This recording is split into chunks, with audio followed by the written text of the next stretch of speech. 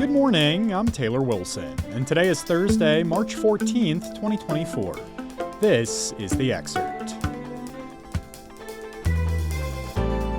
Today, the murky future of TikTok in the U.S. Plus, a Georgia judge dismisses several charges in the Trump election racketeering case, and we take a look at how some school districts are helping teachers with housing. The House has approved a bill targeting TikTok, putting the future of the popular app in the United States up in the air. I caught up with USA Today Congress and campaigns reporter Riley Beggin for the latest. Riley, thanks for hopping on the Excerpt today. Of course. So the House approved this TikTok bill yesterday. What would it functionally do, Riley, and why do proponents say it's necessary? It's been described often as a ban, but that's not exactly what it would do. It would essentially force the parent company of TikTok, which is called ByteDance, to sell the app within around 6 months. And if they do not do that, it would be banned in the United States. And essentially, it would be deplatformed, prevented from being shared on the app stores and stuff like that. And the argument for it, ByteDance is a Beijing-based company. It's a Chinese company. So TikTok has an American subsidiary, but lawmakers that have concerns about this are worried about the Chinese government's potential influence over Americans' data here. Some people are worried about propaganda going through the app and influencing Americans, and then other sort of national security risks. And, this vote passed overwhelmingly in the House, but a group of House lawmakers have warned against a ban like this. What's their argument, Riley? There were about 65 people who voted against the bill in the House. Their explanations really run the gamut. So something that we hear a lot is First Amendment concerns, worried that it would be restricting Americans' freedom of speech. People have said that this process was rushed. It just passed through committee late last week.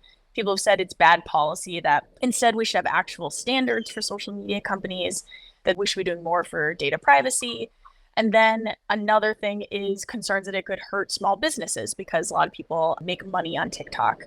The people who voted against this really sort of ran the gamut. We had really progressive lawmakers like Alexandria Ocasio-Cortez and Ilhan Omar, and really conservative members like Marjorie Taylor Greene that voted against it. The House Intelligence Chair, Jim Himes, voted against it.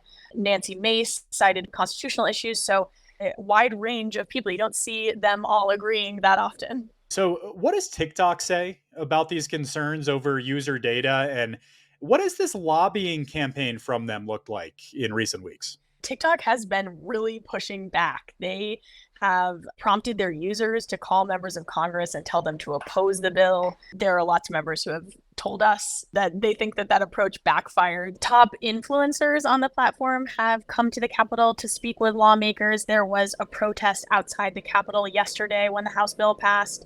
And then this week, the CEO of TikTok came to the Hill to speak with lawmakers. And there are some senators who have said, no, I'm not going to meet with him. And then TikTok says, your data is safe with us. They say TikTok stores its American user data in the United States, that it's managed solely by a US-based data security team since mid-2022.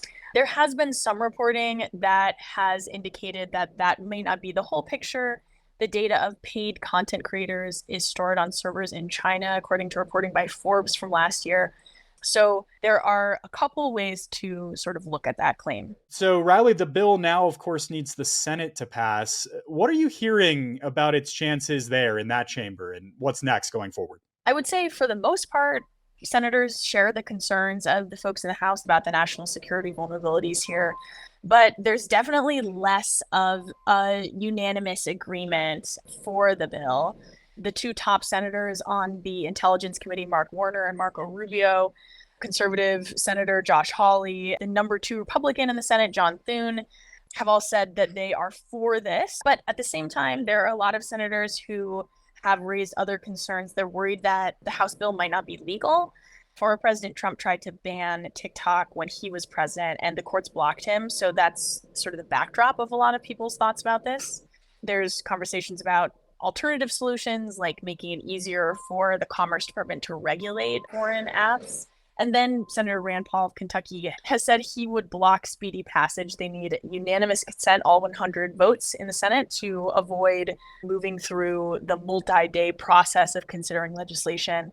He said to me, in a free country, you don't take people's companies. He thinks it violates the First Amendment. So he is at the very least going to do his best to stop it. President Biden has said that he would sign this bill if it got to his desk. So if it makes it through the Senate, then the indications are good that the president would support it. Riley Beggin covers Congress and campaigns for USA Today. Great update for us here. Thanks, Riley. Of course. Thanks for having me. The Georgia judge presiding over former President Donald Trump's case for allegedly trying to steal the 2020 election dismissed 6 charges yesterday. Fulton County Judge Scott McAfee did so because they were not specific enough against Trump and several co-defendants. He dismissed charges alleging they asked public officials to violate their oaths of office by switching presidential electors from those for President Joe Biden, who won Georgia, to Trump. Still, the judge left 35 charges in place in the indictment. And he left acts described in the indictment, like Trump's call to Georgia Secretary of State Brad Raffensperger when he asked him to find the votes needed to give him victory in the state. The judge said the acts could still be alleged as part of the conspiracy. He has not yet scheduled the trial and is also considering whether to disqualify Fulton County District Attorney Fonnie Willis and Special Prosecutor Nathan Wade from the case. The portion of U.S. adults who identify as other than heterosexual has more than doubled since 2012. According to a Gallup poll, about 7.6% of adults in the country identify as LGBTQ+ or something other than heterosexual. That's compared to around 5.5% 4 years ago and 3.5% in 2012. That was the year the National Polling Agency began measuring sexual orientation and transgender identity. The author said that if trends continue, the share of LGBTQ+ adults in the U.S. will exceed 10% within the next 30 years. Brandon Robinson, an associate professor and department chair of gender and sexuality studies at the University of California, Riverside, said the growing numbers show that people sense greater societal acceptance and/or support systems for those who identify as LGBTQ+. With rising rents, some school districts around the country are trying to find teachers affordable housing. I spoke with USA Today breaking news reporter Claire Thornton for more. Claire, thanks for hopping on the Excerpt today. Thanks for having me, Taylor. So, Claire, how big of an issue is unaffordable housing for teachers? It is a quite enormous issue. Housing prices have gone up everywhere, and even in school districts where teacher salaries have increased in the last couple of years, economic data shows that the salary increases have not increased nearly enough to keep up with rising housing costs. And so districts are having a hard time recruiting teachers. And at the same time, rising housing costs are pushing teachers out of some school districts. So, Claire, some school districts are now building housing for their teachers. What does this look like, and what are some of the districts that are doing this? It is a very complicated process, but in the end, when a school district is actually able to have some rental apartment units available for district staff, not a lot, but some, they're able to offer it at less than half of market rate.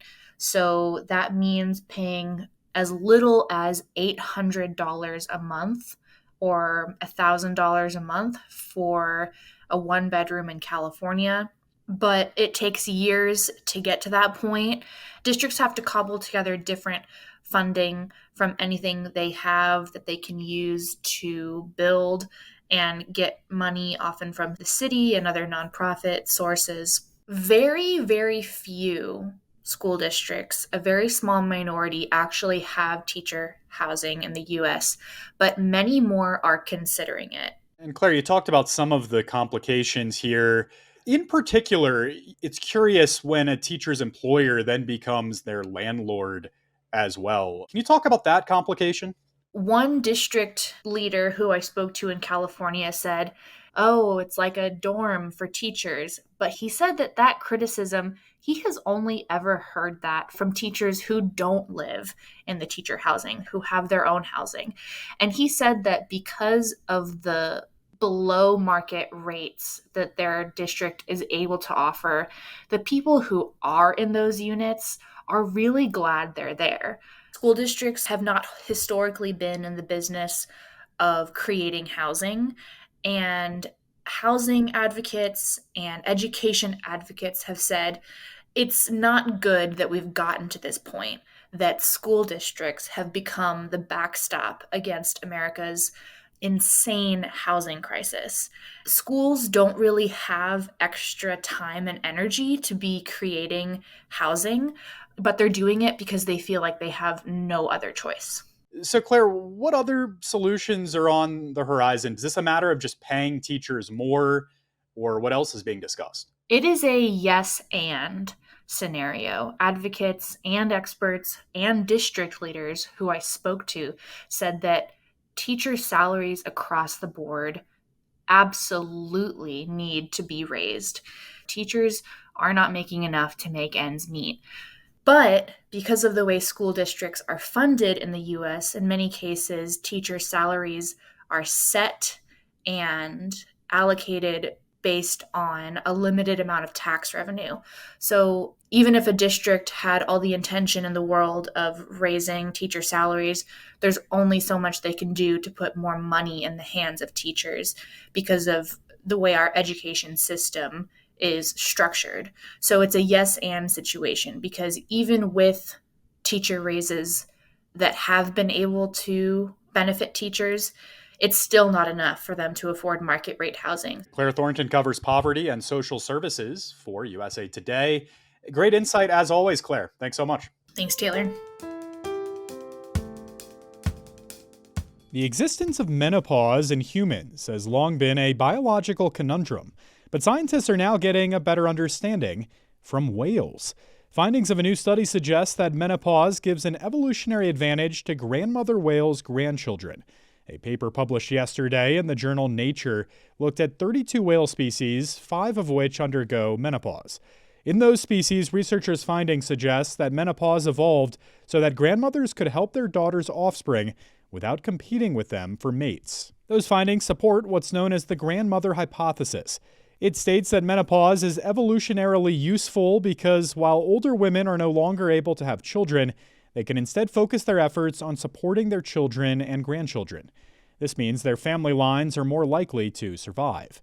You can read more with a link in today's show notes.